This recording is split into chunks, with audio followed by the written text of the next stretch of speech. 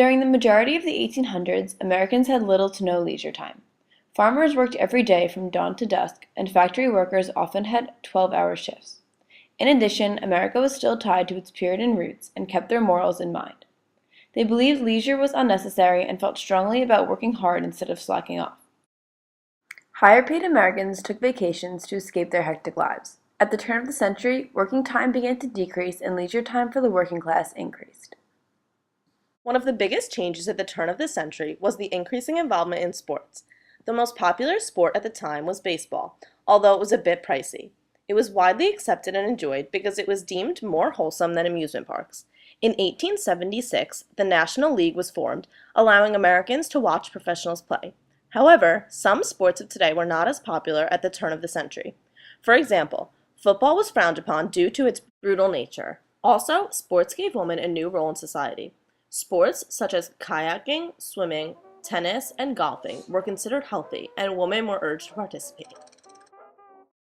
At the turn of the century, vaudeville also became very popular. One show would last about 2 or 3 hours. Audiences would watch up to 10 different acts, including comedy, acrobatics, singing, and dancing.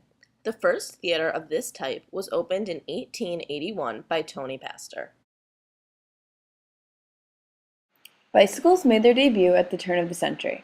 In 1885, the velocipede, which was a bike with a large front wheel followed by a smaller one, was out of the picture, when a safer, more conventional bike was introduced.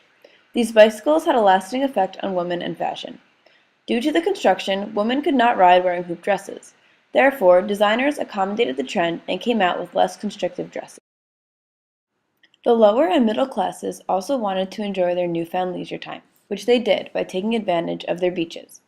Oftentimes, families rented seaside houses for the summer for the mother and children to relax while the working father would visit on weekends. As more and more people started to visit the beach, it seemed to have disrupted nature.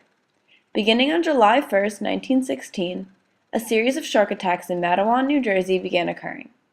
A large-scale shark hunt began, and the man-eater was eventually caught with over 15 feet of human remains inside. The lower class loved cheap attractions such as Coney Island. It was an inexpensive trip for many families, and they enjoyed the carnival rides and cheap food available. When leisure time was introduced at the turn of the century, it forever changed the dynamics of America. The country became less stressed and enjoyed more valuable time with family.